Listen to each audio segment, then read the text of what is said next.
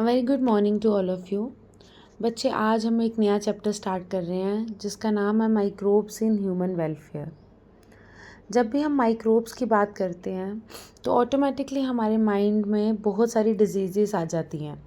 हमें ऐसा लगता है कि माइक्रोब्स हमेशा हमें कोई डिज़ीज़ ही कॉज करेंगे, और बहुत प्रिसाइसली बच्चे अगर मैं बात करूं तो माइक्रोब्स को माइक्रो ऑर्गेनिज़म्स भी बोला जाता है। ये उसी की शॉर्ट फॉर्म है।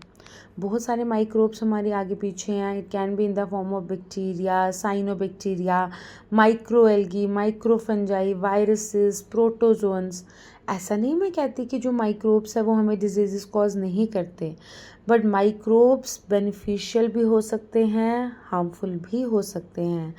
हमने इस चैप्टर में ह्यूमन वेलफेयर की बात करनी है तो ऑटोमेटिकली सी बात है हम इनके हार्मफुल इफ़ेक्ट्स पे नहीं जाएंगे। हम अपने हेल्थ एंड डिजीज़ चैप्टर में हार्मफुल इफ़ेक्ट्स पे जाएंगे, वहाँ हम हार्मफुल चीज़ों की बात करेंगे। यहाँ पे हम लोगों ने ये बात करनी है कि माइक्रोब्स को यूज़ करके हम क्या क्या चीज़ें बना रहे हैं, और वो सारी चीज़ें हमें इकोनॉमिकली कैसे बेनिफिशियल हैं, हमें कैसे पैसे कमा के दे रही हैं। माइक्रोब्स को बहुत देर से बच्चे हम लोग खाने में, ड्रिंक में, टेक्सटाइल्स में यूज़ कर रहे हैं। इंडस्ट्रीज़ में इनका इतना काम है कि हम सोच भी नहीं सकते। हमें इनसे बहुत सारे organic acids, alcohols, vitamins, amino acids और एंजाइम्स मिलते हैं। आज हम जिनकी बात करेंगे वो हैं हमारे डेयरी प्रोडक्ट्स।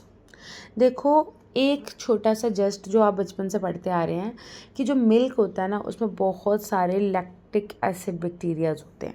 ठीक है, हमारे पास लैक्टोबैसिलाई पाया जाता है। एंड नॉट ओनली लैक्टोबैसिलाई, अभी हम आगे बात करेंगे। लैक्टिक एसिड एक पूरी कम्युनिटी है बैक्टीरियाज की जो हमें यहाँ पे देखने को मिलती हैं। सबसे पहली और सबसे कॉमन चीज़ जो हमें मिल्क से मिलती है बच्चे, दैट इज़ कर्ड। आप मिल्क को कर्ड में कन्वर्ट कर सकते हो with the help of Lactobacillus acidophilus. This is the species name Lactobacillus. मैंने आपको वहाँ बोला ना, बहुत सारी कम्युनिटीज़ को इसने अपने अंदर रखा है, बहुत सारी स्पीशीज़ को रखा है। तो हम कर्ड बनाने के लिए कौन सी यूज़ करते हैं? Lactobacillus acidophilus. और आप यहाँ पे टेम्परेचर क्या देते हो? 40 डिग्री या उससे कम का। देखो, टेम्परेचर बहुत बहुत ज़्यादा इम्पॉर्टेंट है। अगर आप एक्यूरेट टेम्परेचर नहीं दोगे ना बच्चे, तो आपका कर्ड फॉर्म नहीं होगा। आप बहुत ठंडे वाली उसमें रख लो, आप फ्रीज़र में रख दो, आपका कर्ड फॉर्म नहीं होगा। आपको ह्यूमिड वार्म कंडीशन चाहिए, और वो भी कितनी? 40 डिग्री या उससे कम। कर्ड ज़्यादा न्यूट्रिशियस होता है मिल्क से। इसमें लैक्टो एसिड बैक्टीरिया जो होते हैं ना बच्चे, वो हमारे बॉडी में डिजीज़ कॉजिंग जो माइक्रोब्स होते हैं ना, उनको ग्रो नहीं करने देते हैं। अगर मैं बहुत कॉमन लैंग्वेज में बात करूँ, what is curd? It is unfermented simple coagulated protein of the milk. Unfermented मतलब अभी तक आपने फर्मेंटेशन का प्रोसेस इसमें नहीं किया है। सिंपल कोगुलेटेड प्रोटीन्स मतलब जो इसके प्रोटीन थे उन्होंने अपनी शेप चेंज करके कोगुलेटेड प्रोटीन की शेप ले लिया है। इसीलिए जैसे ही आप देखते हो सुबह जब अपना मिल्क देखते हो तो वो जम गया होता है। वो जो जमा हुआ फॉर्म है वो मिल्क के कोगुलेटेड प्रोटीन्स हैं। तो कर्ड जो है वो किससे बन रहा है? लैक्टोबैसिलस एसिडोफाइलस से। सेकेंड चीज़ जो आपको डेयरी प्रोडक्ट्स में मिलती है, दैट इज़ योगर्ट। बच्चे, जो योगर्ट है ना वो भी मिल्क से मिलता है, लेकिन यहाँ पे स्पीशीज़ कौन सी यूज़ होती है? स्टेरिपिटोकोकस थर्मोफाइलस और लैक्टोबैसिलस बल्गैरिकस। ऊपर कौन सी थी? लैक्टोबैसिलस एसिडोफाइलस। तो योगर्ट में कौन सी यूज़ हो रही है? लैक्टोबैसिलस बल्गैरिकस। वेरी इंपॉर्टेंट, एमसीक्यूज में पूछा जा सकता है। स्टेरिपिटोकोकस थर्मोफाइलस भी इसके साथ डाला जाता है। टेम्परेचर मेंटेन किया जाता है 45 डिग्री सेल्सियस पे, या रेंज भी हो सकती है 40 से 46 डिग्री सेल्सियस। 4 घंटे के लिए मिनिमम आपने इसको रखना ही रखना है। जो इसमें फ्लेवर होता है ना बच्चे, जो हमें योगर्ट में एक आता है ना, एक अलग सा फ्लेवर आता है, आपको स्वाद लगेगा उसमें। वो स्वाद किसका है? लैक्टिक एसिड और एस्टल्डिहाइड का, जो इसी दौरान जब ये इसको चेंज कर रहा होता है उस दौरान फॉर्म होता है। योगर्ट को कभी कभी जो मार्केट में योगर्ट होता है ना बच्चे, उसको आप स्वीटेंड भी आपको मिलता है स्ट्रॉबेरी फ्लेवर में, चॉकलेट फ्लेवर में। उसमें फ्लेवर डाले जाते हैं, विद फ्रूट भी इसको लिया जाता है। And it is partially fermented curd. ऊपर मैंने क्या कहा था? Curd is unfermented, but yoghurt is partially fermented curd, मतलब अपने आप कर्ड में फर्मेंटेशन का प्रोसेस स्टार्ट कर लिया हुआ है। Next you have the buttermilk. Buttermilk कैसे बनता है? It is formed by inoculating skimmed milk. अब इनैकुलेशन क्या होती है पहले ये समझते हैं। जब भी आप किसी भी चीज़ का, जैसे मैंने मिल्क को कर्ड में फॉर्म करना है तो मैं उसमें क्या डालती हूँ? कर्ड डालती हूँ थोड़ा सा। तो जब भी आप कोई चीज़ निकाल के उसमें डाल रहे हैं, जब भी आपने कोई छोटा सा भी पोर्शन लेके उसमें डाला है ना बच्चे, उसको कहते हैं दैट दिस इज़ एन इनैकुलेशन। तो इनैकुलेशन क्या हो गया? वो छोटी सी चीज़ जो आप कोई उसमें निकाल के डाल रहे हो, मतलब आपने कोई भी, यहाँ तो मैं एग्जांपल दे रही हूँ आपको इसकी। अब जैसे मैंने इससे पहले वाले इसमें स्टेरिपिटोकोकस डाला है, तो स्टेरिपिटोकोकस डालना भी इनैकुलेशन है।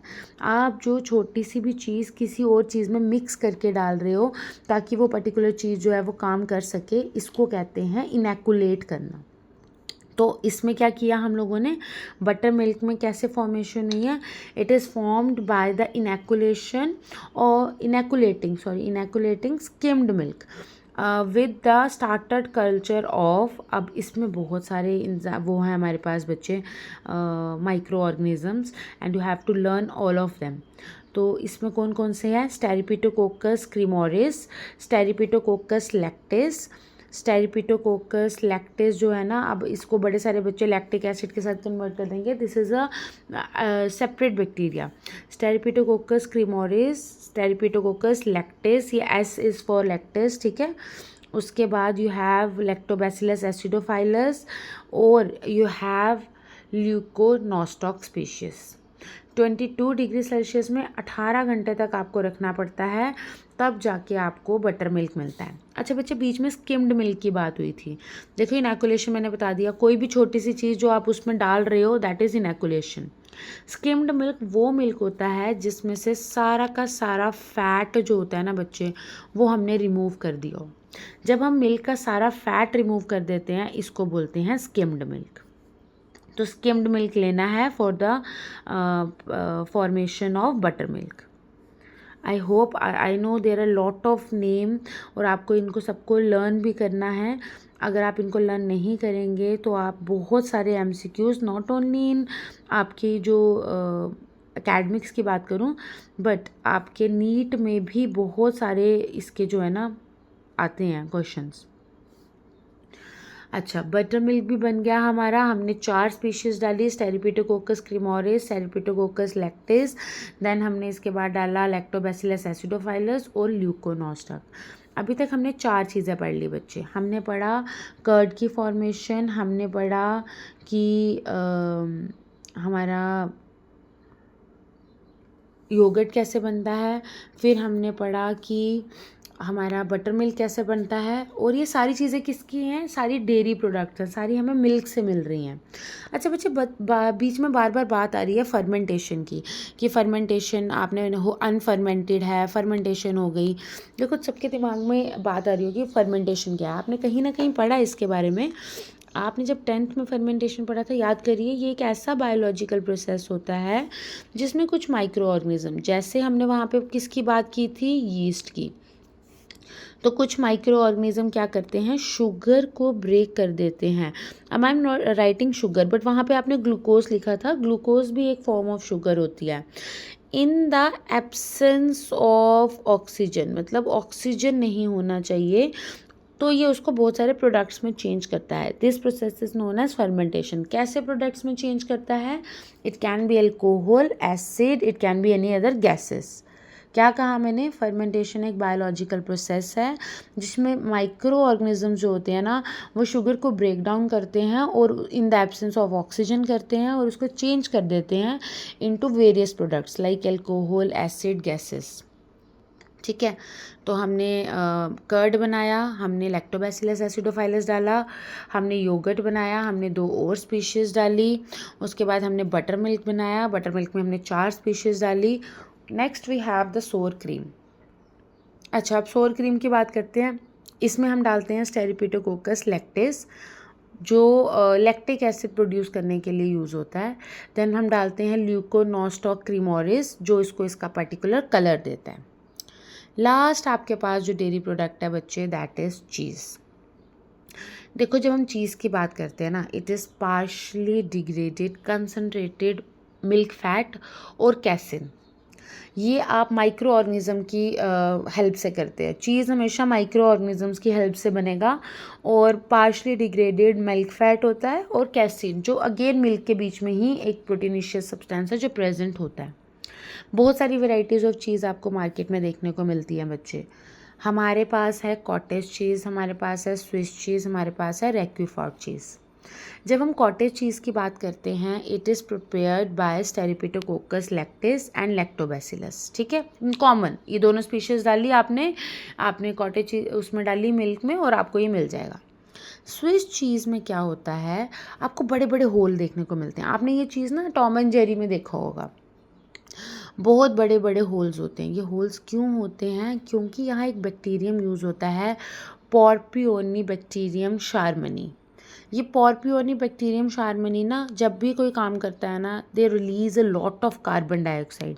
और क्योंकि उस चीज़ में से बहुत सारी कार्बन डाइऑक्साइड बाहर जा रही होती है बच्चे, तो उस वहाँ पे बहुत बड़े बड़े होल जनरेट हो जाते हैं और इसीलिए स्विस चीज़ में हमें बहुत बड़े बड़े होल्स देखने को मिलते हैं। नेक्स्ट वी हैव द रॉक्वेफोर्ट चीज़। ये करेक्टरिस्टिक फीचर है बच्चे, ग्रीनिश ब्लू कलर का होता है ये, बिकॉज ऑफ अ फंजाई। अभी इससे पहले तक किसी भी जगह पे हमने फंजाई यूज़ नहीं किया था। This is the first time जब हम फंजाई को यूज़ कर रहे हैं फॉर मेकिंग रॉक्वेफोर्ट चीज़। और कौन सा फंजाई यूज़ होता है? पेनिसिलियम रॉक्वेफोर्टी। तो पेनिसिलियम रॉक्वेफोर्टी यूज़ हो रहा है और ये प्रॉबेबली बेस्ट चीज़ होता है बच्चे। लेकिन ये बनता किससे है? ये शीप के मिल्क से बनता है। इन तीनों में से अगर मैं बेस्ट चीज़ बात करूँ ना तो रॉक्वेफोर्टी है। कॉस्टली भी होता है, यहाँ पे इजीली मिलता भी नहीं है। और यहाँ पे हम एक फंजाई को यूज़ करते हैं जिसकी वजह से इसको ये ग्रीनिश कलर मिल जाता है। और ये किससे बनता है? This is from a sheep milk. ये जितना मैंने आपको पढ़ाया है बच्चे, इसकी PDF आपको आ जाएगी। You have to learn each and everything. उसके बाद ही हम अपने अगले वाले टॉपिक्स पे जाएंगे। आज हमने अपने डेयरी प्रोडक्ट्स लिए, हमने ये देखा कि माइक्रोब्स डेयरी प्रोडक्ट्स में कैसे हेल्प कर रहे हैं।